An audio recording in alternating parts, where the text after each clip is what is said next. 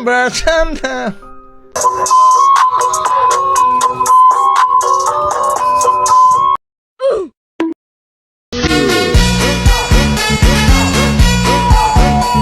Halo teman-teman, perkenalkan saya Berkati Mantifunae, Prodi Sistem Informasi. Saya mahasiswa dari Universitas Suknyadin. Jadi di dalam video ini saya akan menjelaskan ulang materi kami yang dari pertemuan pertama sampai pertemuan ke-6, di mana dosen pengampunya Ibu Yola Permata Bunda SPD.com. Jadi pembahasan pertama saya itu konsep manajemen risiko. Baik, langsung saja saya akan menjelaskan apa itu manajemen risiko. Manajemen risiko adalah proses sistematis untuk mengidentifikasi, menganalisis, dan merespon risiko yang mempengaruhi pencapaian tujuan organisasi. Konsep ini penting di berbagai sektor seperti bisnis, kesehatan, dan keuangan. Dengan manajemen risiko, organisasi dapat mengurangi ketidakpastian dan memanfaatkan peluang yang muncul, sekaligus membangun budaya kesadaran risiko yang mendukung keberlanjutan. Definisi risiko dan manajemen risiko. Yang pertama, risiko. Risiko adalah ketidakpastian yang dapat menghambat pencapaian tujuan organisasi.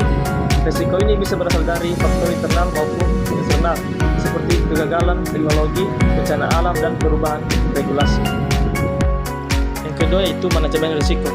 Manajemen risiko adalah pendekatan sistematis untuk mengidentifikasi, menganalisis, dan mengendalikan risiko agar tidak mengganggu tujuan organisasi.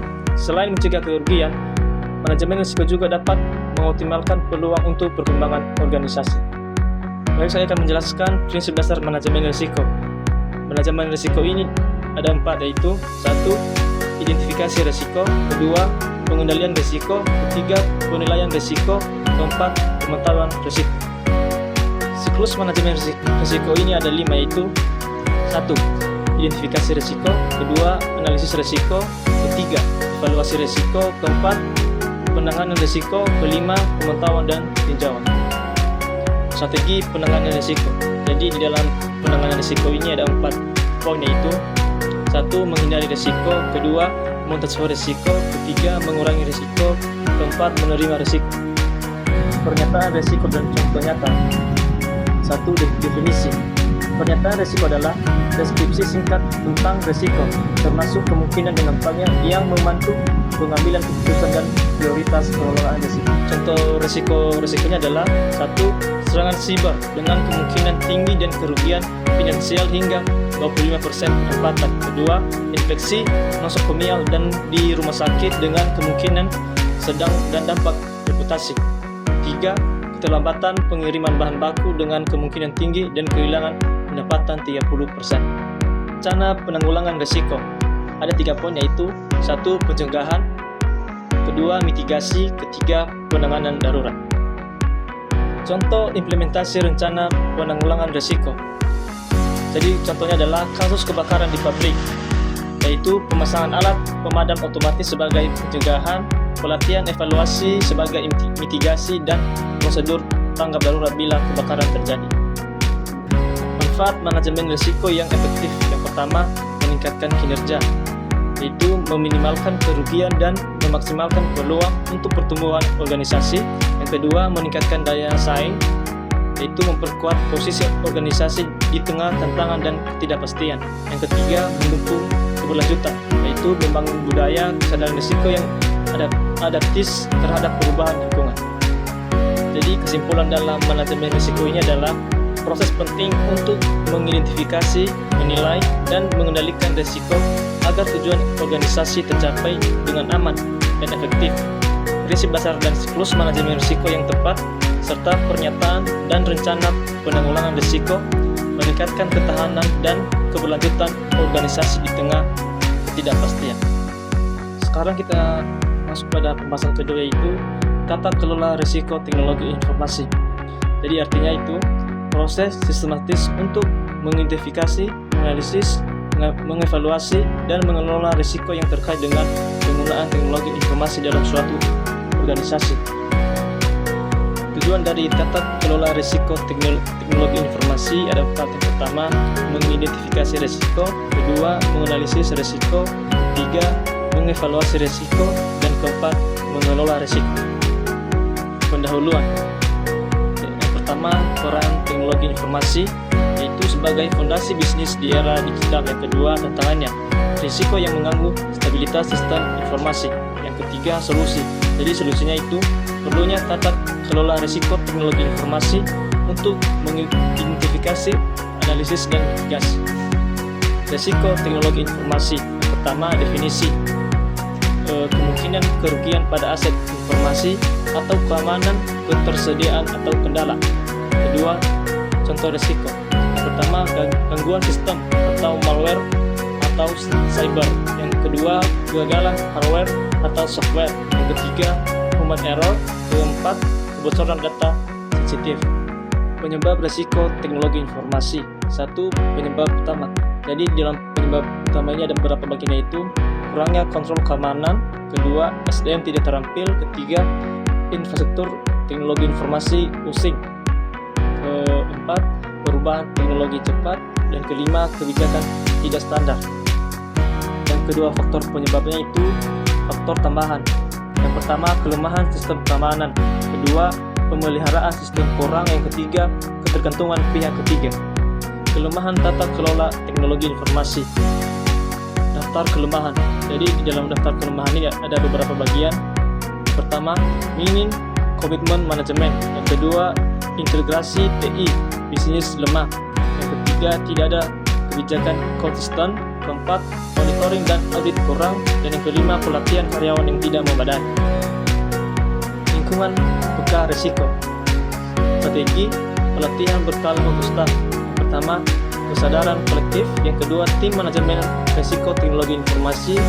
Dan yang terakhir, kebijakan keterbukaan laporan insiden. Kemampuan tata kelola teknologi informasi. Langkah-langkah. Yang pertama, identifikasi risiko atau audit teknologi informasi. Yang kedua, penilaian dan pemetaan risiko. Yang ketiga, pengendalian risiko atau kebijakan prosedur. Yang keempat, pemantauan berkala. Dan yang terakhir, peningkatan berkelanjutan. Jadi kesimpulan dalam manajemen risiko teknologi informasi ini adalah bukan tentang menghilangkan semua risiko, tetapi tentang mengelolanya dengan cerdas agar organisasi tetap tangguh dan berkelanjutan. Sekarang kita masuk pada materi yang ketiga, yaitu risiko dan ketidakpastian. Pengertian risiko dan ketidakpastian yaitu risiko selalu dikaitkan dengan ketidakpastian, namun risiko tidak selalu sama dengan ketidakpastian. Jadi perbedaan risiko dan ketidakpastian menurut Speckman 2004 dalam Selwati 2016 adalah risiko diartikan sebagai probabilitas kerugian dari suatu kejadian, sedangkan ketidakpastian dinyatakan sebagai gangguan eksogen. Adapun menurut Schlegel dan Trent 2015, risiko dapat dikategorikan sebagai berikut. Yang pertama, risiko strategis adalah risiko yang paling berpengaruh pada kemampuan organisasi untuk menjalankan strategi bisnisnya, mencapai tujuan perusahaan, dan melindungi aset dan milik nilai merek. Yang kedua yaitu risiko bahaya. Risiko ini meliputi letusan gunung berapi di Islandia, tsunami yang menghancurkan Jepang, banjir besar di Thailand, dan badai super bernama Sani yang mengaruhi Amerika Serikat. Contoh risiko. Jadi contoh risiko ini ada 5, yaitu serangan cyber. Kedua, kerusakan perangkat keras. Ketiga, pelanggaran privasi data. Yang keempat, kegagalan sistem. Dan yang terakhir, kehilangan data. Contoh ketidakpastian. Yang pertama, fluktuasi harga perangkat teknologi. Yang kedua, perubahan regulasi. Yang ketiga, munculnya teknologi baru. Contoh ketidakpastian. Pertama, perubahan kebutuhan bisnis. Perubahan kebutuhan bisnis atau strategis perusahaan yang dapat mempengaruhi persyaratan sistem IT dan memerlukan adaptasi atau pembaruan sistem. Yang kedua, perubahan dalam perilaku pengguna, seperti migrasi ke perangkat seluler atau penggunaan media sosial yang dapat mempengaruhi dan infrastruktur IT. Definisi manajemen risiko. Menurut Whitehouse 2019, manajemen risiko adalah proses yang secara sistematis untuk mengidentifikasi, menganalisis, dan merespon risiko dalam kebutuhan sebuah organisasi. Konsep manajemen risiko TI. Konsep manajemen risiko melibatkan serangkaian langkah-langkah yang harus dilakukan untuk mengurangi sebuah risiko dan meminimalkan dampak negatif yang dapat terjadi pada organisasi. 1. Identifikasi risiko merupakan langkah-langkah awal dalam manajemen risiko dan sangat penting dilakukan dengan cermat agar risiko yang teridentifikasi dapat diantisipasi dan dielakkan. Beberapa langkah dalam identifikasi risiko adalah sebagai berikut. Yang pertama, identifikasi aspek-aspek yang terkait dengan aktivitas atau proyek yang dilakukan. Yang kedua, identifikasi kemungkinan risiko yang dapat terjadi pada setiap aspek. Konsep manajemen risiko teknologi informasi. Konsep manajemen risiko melibatkan serangkaian langkah yang harus dilakukan untuk mengurangi sebuah risiko dan minimalkan dampak negatif yang dapat terjadi pada organisasi. Yang pertama, identifikasi risiko. Kedua, penilaian risiko. Yang ketiga, implementasi strategis. Dan yang keempat, pengetahuan dan penilaian. Contoh manajemen risiko. Yang pertama, mitigasi serangan ransomware. Jadi ada beberapa bagian, yaitu penerapan perangkat lunak, antivirus, dan anti malware yang kuat. Yang kedua, pelatihan staf tentang bahaya serangan ransomware dan praktik keamanan yang baik. Dan yang terakhir, pengembangan rencana pemulihan bencana yang teruji. Jadi kesimpulannya yaitu risiko dan ketidakpastian adalah dua konsep penting dalam manajemen, di mana risiko adalah kemungkinan kerugian akibat suatu kejadian, sedangkan ketidakpastian terkait dengan gangguan yang tidak dapat diprediksi. Sekarang kita masuk pada materi keempat, yaitu analisis bisnis dan risiko. Jadi pengertian dari analisis bisnis dan risiko ini adalah cara untuk mengidentifikasi dan mengatasi masalah yang dapat membahayakan proyek atau inisiatif bisnis yang signifikan.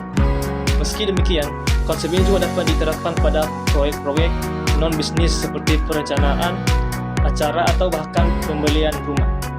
Tujuan analisis risiko bisnis. Tujuan utama analisis risiko bisnis adalah menentukan tindakan pencegahan atau mitigasi yang tepat terhadap setiap risiko yang diidentifikasi. Tindakan pencegahan ini membantu perusahaan dalam menyusun skala prioritas sumber daya, mengurangi risiko yang signifikan, sekaligus memastikan agar perusahaan tetap fokus pada tujuannya. Fungsi analisis risiko bisnis. Yang pertama, memahami risiko yang mungkin terjadi di bisnis. Jadi, kita perlu memahami risiko yang mungkin terjadi sedetail mungkin untuk menentukan strategi pencegahan yang tepat.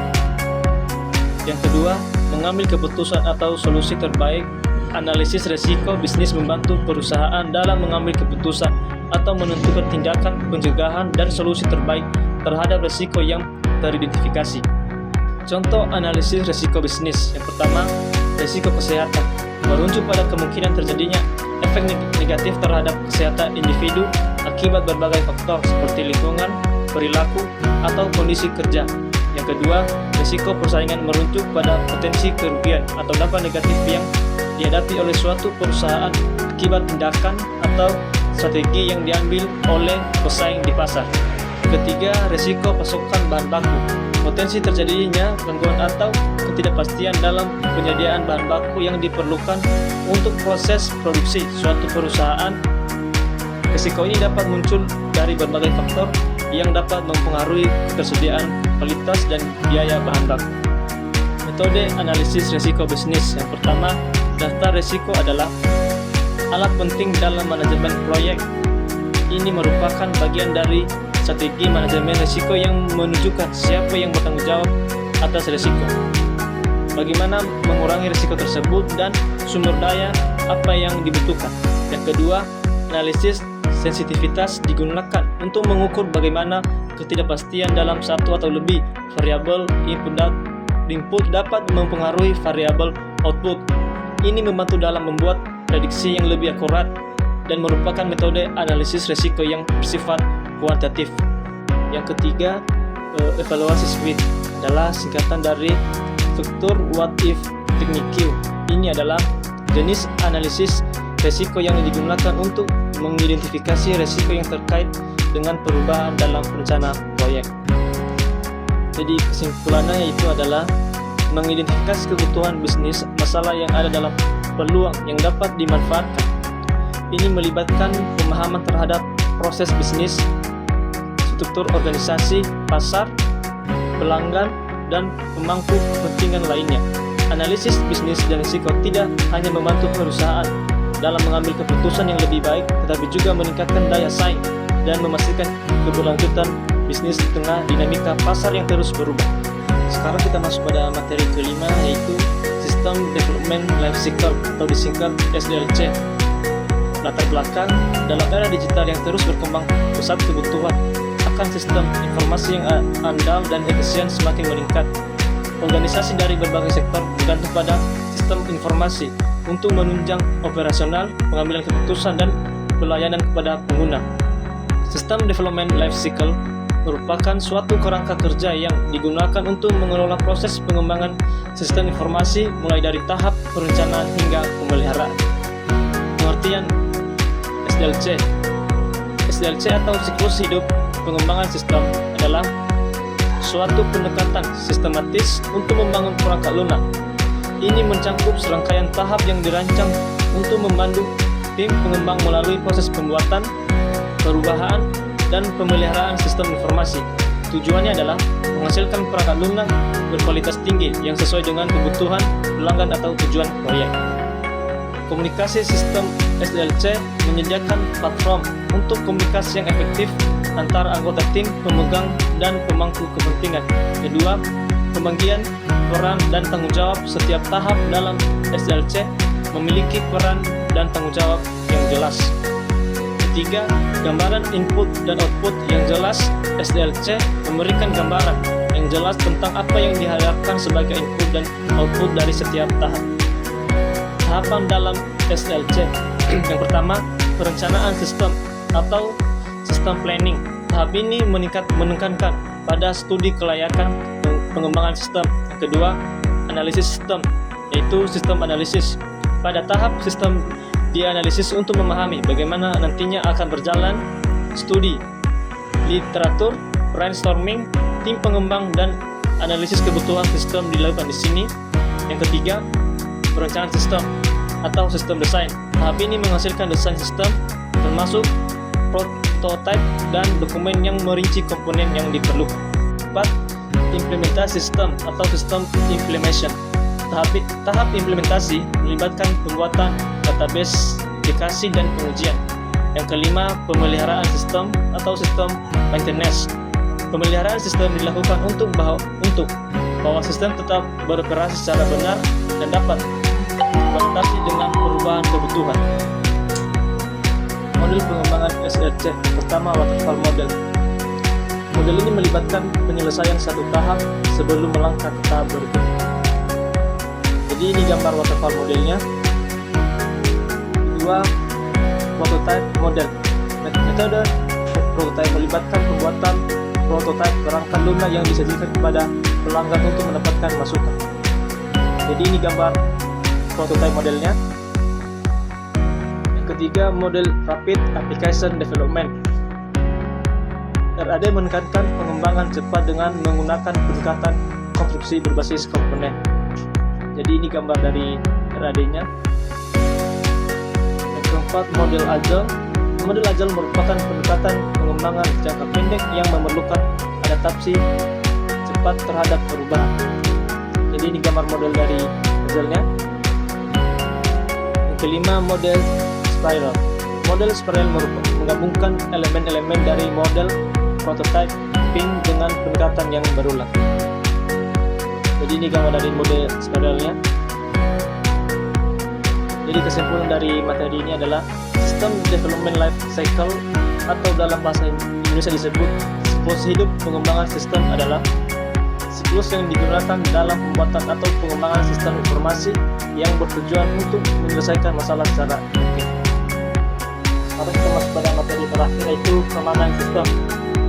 Keamanan sistem merupakan aspek fundamental dalam dunia teknologi informasi yang dimana dalam era digital saat ini hampir seluruh aspek kehidupan terhubung dengan sistem informasi, mulai dari sektor pemerintahan, pendidikan, bisnis, hingga kehidupan pribadi.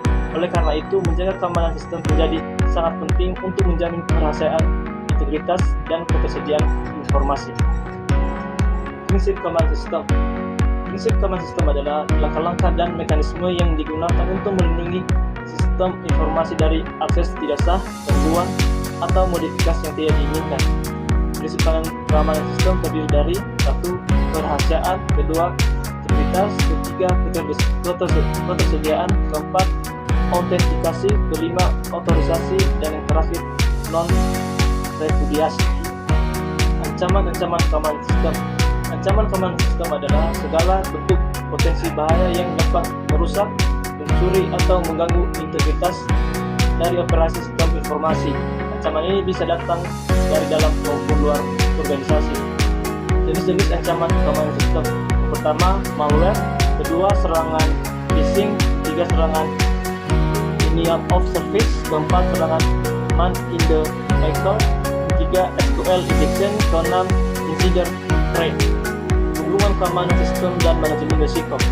Manajemen risiko adalah proses identifikasi, analisis, dan mitigasi risiko yang dapat menghambat pencapaian tujuan organisasi dalam konteks teknologi informasi. Ini mencangkup risiko yang terkait dengan sistem informasi. Proses ini membantu organisasi menghindari atau meminimalisir dampak dari insiden keamanan. Baik, sekian penjelasan saya dari materi pertama sampai materi terakhir ini. Jika ada kesalahan, penyampaian atau cara membacanya mohon dimaklumi. Terima kasih.